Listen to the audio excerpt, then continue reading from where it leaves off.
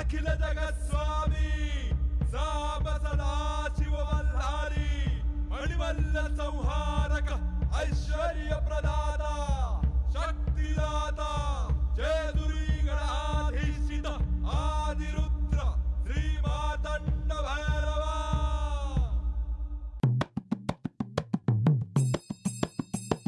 जय देव जय देव जय देव जय देव जय देव जय शिव मातंडा।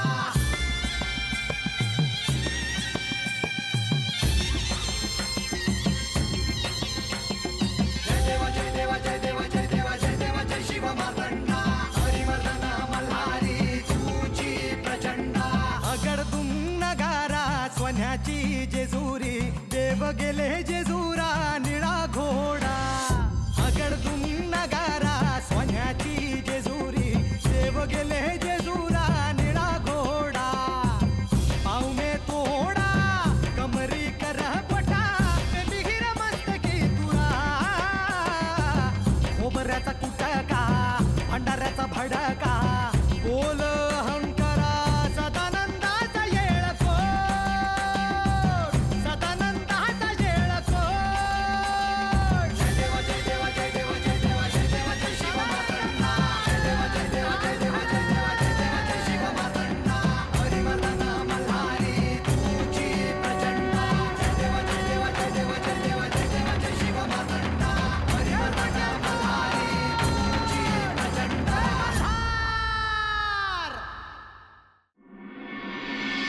तू हा का मारत होतास होय? अगं तुला वो द्यायला काय झालं? आता जीव माझा कासावीस झाला. अरे ते तेवढं काळजी करण्यासारखं काय आहे? मी आताच होते, तुझा आवाज ऐकला म्हणून दार उघडलं. बरं दार कशाला लावून घेतलं होतंस? आता तुम्हाला हात बोलतच बसणार आहेस होय?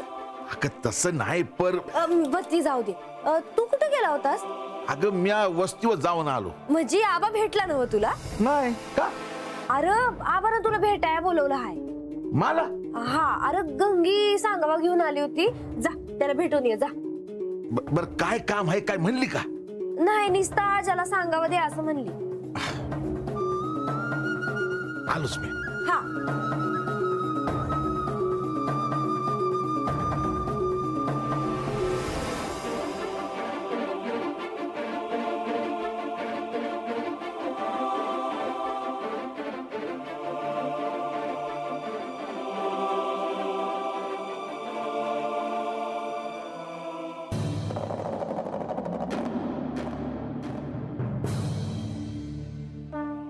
नारायण नारायण. श्री मार्तंड भैरवांनी देवसेनेसह पुष्पक विमान भूमीवर उतरवले. सारी देवसेना तिथे उतरली.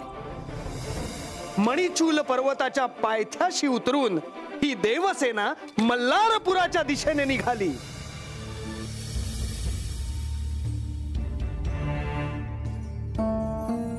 दैत्य सेनेला शासन करण्यासाठी उतरलेली ही विशाल सेना जेव्हा मल्हारपुराच्या दिशेने निघाली तेव्हा त्या वेगाने धरणीलाही कंप सुटला.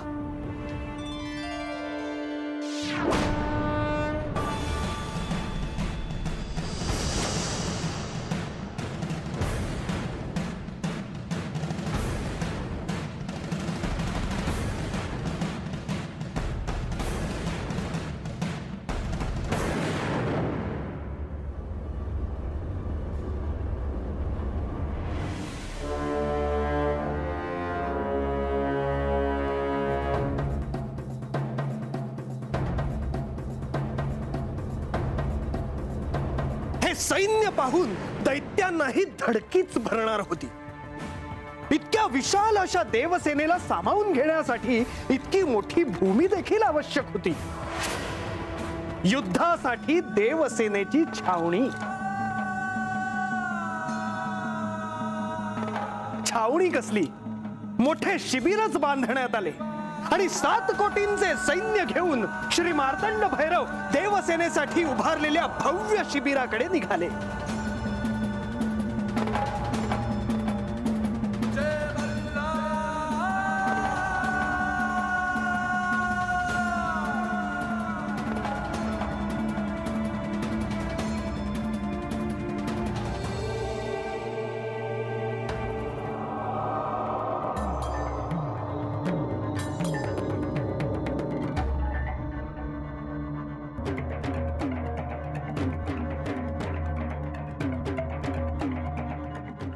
नारायण नारायण. मल्लासुराचा अंत करण्यासाठी देवसेना येत आहे हे मल्लाला ठाऊक होते, परंतु ही देवसेना किती असेल, त्याचे स्वरूप काय असेल हे मात्र मल्लाला ठाऊक नव्हते. आणि त्यासाठीच मल्लासुराचे गुप्तहेर त्या ठिकाणी आले होते.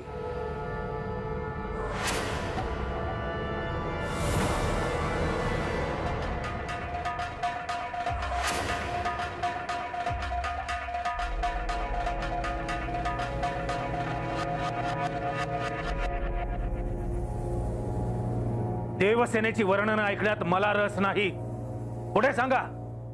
महादेवाने जे रूप धारण केलं आहे त्याला मार्तंड भैरव असे म्हणतात. मार्तंड भैरव. सगळी देवसेना एका विशाल विमानात घेऊन ते कैलासातून निघाले होते. पण विमान कुठे उतरलं? हे विमान मणिचूल पर्वताच्या पायथ्याशी उतरलं आणि तिथेच मोठं शिबिर बांधलंय. म्हणजे सगळ्या देवसेनेने मणिचूल पर्वताचा भाग व्यापून टाकला आहे. त्यांच्या दृष्टीने ते योग्यच आहे. तिथून त्यांना युद्धभूमीवर जायला सोपे होईल आणि सगळ्या सैनिकांना पाणी, अन्न, निवारा मिळत राहील. त्यांच्यासोबत पार्वती देवी देखील आहेत. त्या असणारच. मार्तंड भैरव युद्धात उतरतील तेव्हा त्यांच्यासोबत शक्ती होऊन त्याही उतरणार आहेत अशी चर्चा आहे. युद्धासाठी त्यांची व्यूहरचना काय आहे हे कळलं का? देवेंद्र युद्धाला सुरुवात करणार आहेत. इतके दिवस दास होता तो आमचा, आणि देवसेना एकत्र आली तर युद्धासाठी उभा राहिला देवेंद्र. आणखीन काही? मणिचूल पर्वताच्या सानिध्यात देव आणि त्यांच्या शक्ती एकवटलेत, त्यामुळे तेजाचा एक लोळ तिथे दिसतो. आणखी काही नाही. या तुम्ही.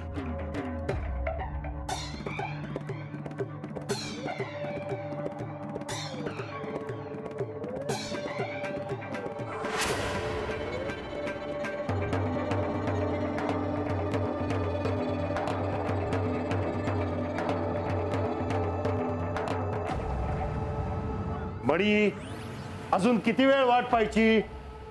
गुप्तहेर केव्हाच पोचलेत. वार्ता येईलच इतक्यात.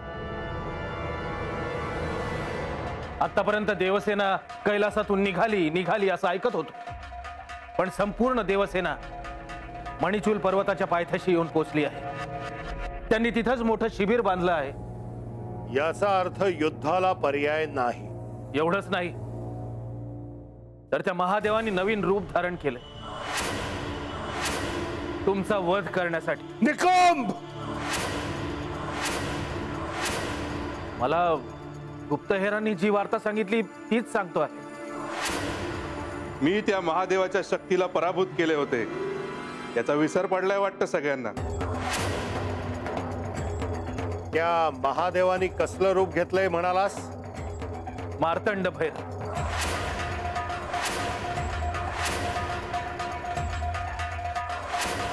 काय झालं पिताजी? एवढा कसला विचार करता? विचार असला नाही.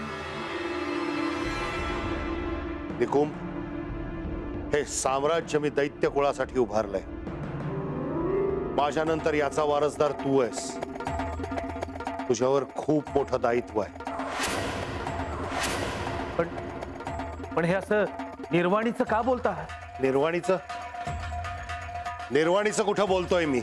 तुमच्याकडे पाहून सर्व दैत्यांना बळ येत, आणि आता या महायुद्धात तुम्ही कसं नेतृत्व करता यावर आमचा भविष्यकाळ अवलंबून आहे. कुंभ, त्या गुप्तहेरांनी महादेवाचं ते रूप पाहिलं आहे का? होय. मला त्याच्याबद्दल ऐकायचं आहे. त्यांना आत पाठवा.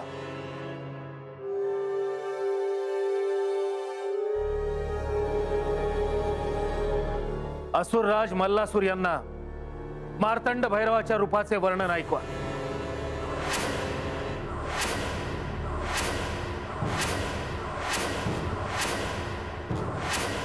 वाचा का बंद झाली आहे? बोला. डोक्यावर चंद्र, हातात खंडा, पायात तोडा, हातापायात साप, डोळ्यात आग आणि गळ्यात घंटांची माळ. वर्णन सांगताना एवढे भय का वाटते आहे? इथे भयाला जागा नाही.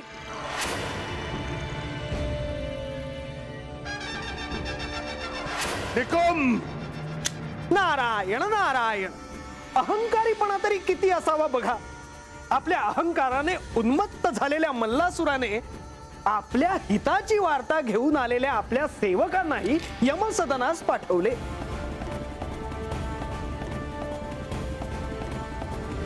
त्यांना यमसदनास पाठवल्यानंतरही त्याचे समाधान झाले नव्हते. परंतु त्यांचा वध केल्यामुळे उपस्थितांचा काही प्रमाणात का होईना आत्मविश्वास वाढला. त्यांचे भय कमी झाले.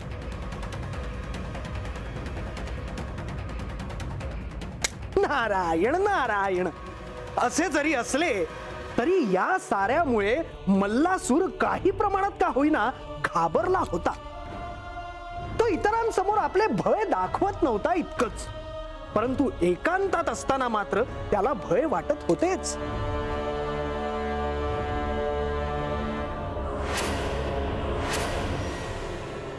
मी त्रिलोकाचा राजा आहे. मला ब्रह्मदेवाचं वरदान आहे. माझ्याकडे संपूर्ण दैत्य सेना आहे. मग मला असे भय का वाटत आहे? महादेवानं असं काय रूप घेतलंय की माझ्या शरीराला कंप सुटला आहे? त्यांची तर मी निर्भत्सना केली होती.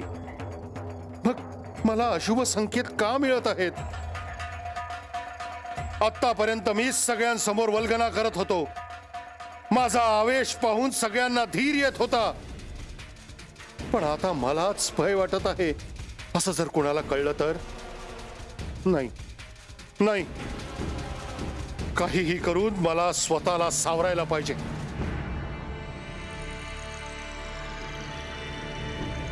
आपण असे अस्वस्थ का? आणि आपल्या चेहऱ्यावर असे भय का? भय? आणि माझ्या चेहऱ्यावर तुला काय वेळ लागलाय का? या मल्लासुराला भय काय ते माहित नाही. आपण माझ्याशी असत्य बोलाल, पण स्वतःला कसे फसवणार आहात? तू मर्यादा सोडती आहेस. पतीला सत्याची जाणीव करून देणे म्हणजे मर्यादा सोडणे असेल तर होय, मी मर्यादा सोडली असे समजा आणि त्यासाठी जे शासन द्यायचं असेल ते द्या, परंतु मी असत्य बोलणार नाही. काय सांगायला आलीयस ते सांग आणि निघून जा माझ्या डोळ्यासमोरून. श्री महादेवानी तुमच्याशी युद्ध करण्यासाठी वेगळे रूप घेतले असे मला समजले. मग मी काय करावं? ही साधी घटना नाही. श्री महादेव आहेत ते.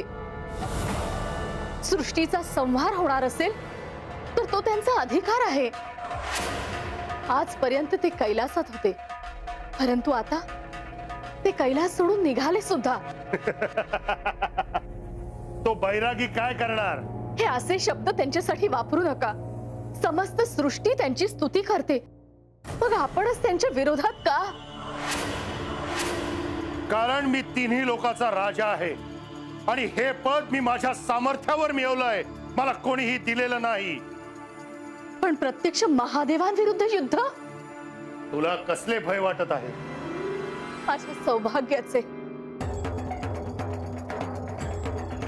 मी स्वर्गावर विजय मिळवला, पृथ्वीवर विजय मिळवला.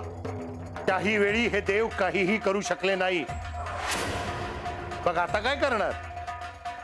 युद्ध माझ्याशी? कुणालाच माझ्या शक्तीची कल्पना नाही आणि संहाराच्या गोष्टी तू करू नकोस. यावेळी मी असा संहार करणार आहे की ते पाहून साऱ्या सृष्टीचा थरकाप उडेल. पण हे सगळं कशासाठी?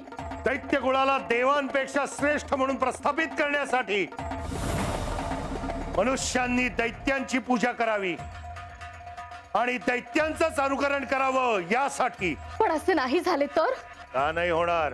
कारण तुम्हालाही ठाऊक आहे त्या अद्भुत स्वरूपाला अजून कुणीही पूर्णपणे ओळखलेले नाही.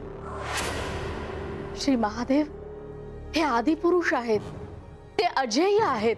तुला स्वतःच्या पती समोर शत्रूची स्तुती करताना काहीच कसं वाटत नाही? श्री महादेव आणि शत्रू नाही असे म्हणू नका.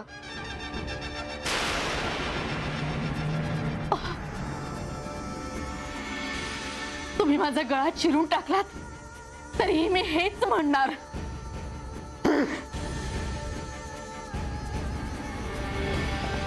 तुम्हाला धर्माचा सत्याचा विसर पडलाय. तुम्ही असे नव्हतात. तुम्ही राज्याचे पालक होतात. त्यांच्या कल्याणासाठी तुम्ही सतत तत्पर असायचात. त्यांच्या सुखदुःखासाठी तुम्ही श्रम करायचात. सारं साम्राज्य सुखी होतं. मग असं काय घडलं तुम्ही असे बदलून गेलात? मी तोच आहे मल्लासूर, जैसा देवेंद्र ही सेवक आहे.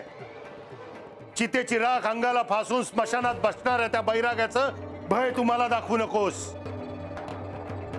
आणि तूही भय बाळगू नकोस. स्वतःच्या पतीच्या शौर्यावर विश्वास ठेव. याचा अर्थ तुम्ही माझं म्हणणं ऐकणार नाही तर? नाही. तू पाहशीलच त्या महादेवाचा कसा पराभव करतो ते.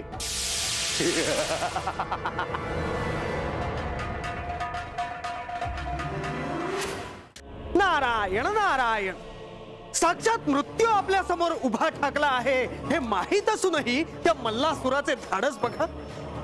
साक्षात श्री महादेवांना, श्री मार्तंड भैरवांना दूषण देण्याचे दुस्साहस या मल्लासुराने केले.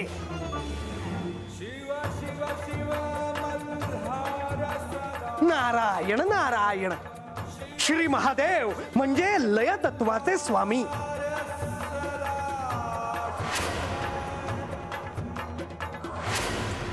त्यांनी जर मनात आणले आणि त्यांचा तिसरा डोळा जर त्यांनी उघडला तर क्षणार्धात ते ही सृष्टी देखील भस्मसात करू शकतात. ते सांब सदाशिव आहेत आणि म्हणूनच त्यांच्या या शांत स्वभावाचा चुकीचा अर्थ मल्लासुराने घेतला आणि त्यांची निर्भत्सना करू लागला.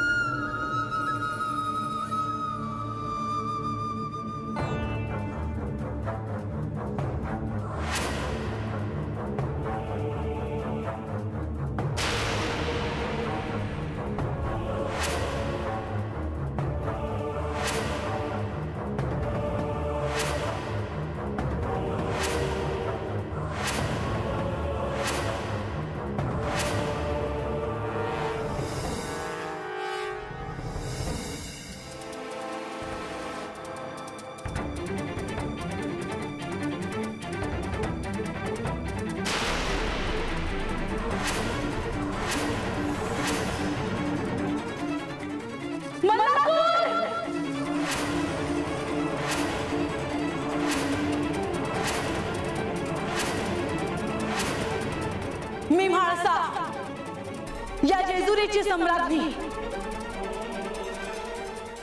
श्री खंडेरायांची पत्नी, तुला समोर येण्याची आज्ञा देते.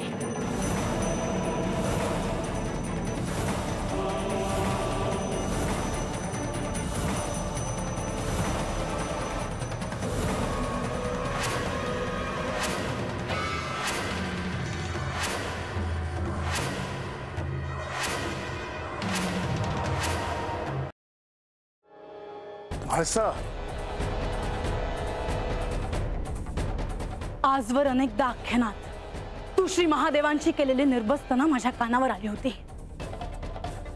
प्रत्येक वेळी ते ऐकताना माझा रागराग व्हायचा, पण मी स्वतःवर संयम ठेवला. मला काही ऐकायचं नाही.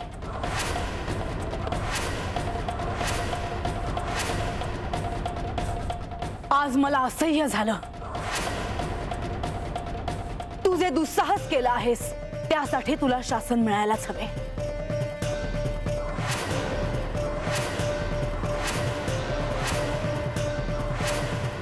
देवी, त्यावेळी माझ्या हातून जो घोर अपराध घडला त्याबद्दल मी कितीही क्षमायाचना केली तरीही तो अपराध पुसून टाकण्यासारखा नाही. माझ्या पापाला क्षमा नाही. पण तरी देखील देवी, आपण मला क्षमा करावी अशी याचना मी करतो. नाही, या कृत्याला क्षमा नाही, याला शासनच आहे. म्हाळसाताईसनी राग येणारच. तेव्हासनी कोणी काय बाय बोललं तर मला बी राग येणार. म्हाळसा, मी तुझा क्रोध समजू शकतो, पण मंडलाने केलेल्या कृत्याबद्दल त्याला याआधीच शासन झाले आहे. जरी झाले असेल तरी हे सारं ऐकून मला याला पुन्हा शासन करावेसे वाटते. खरोखरच आपल्या अहंकारात तू अंधळा झाला होतास हे कळतच आहे. तू साक्षात श्री महादेवांना दूषण दिलीस. श्री महादेवांना,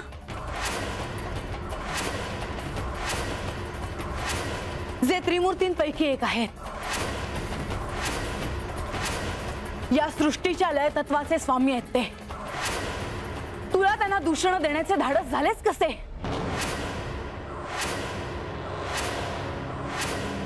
देवी, मी आपला अपराधी आहे.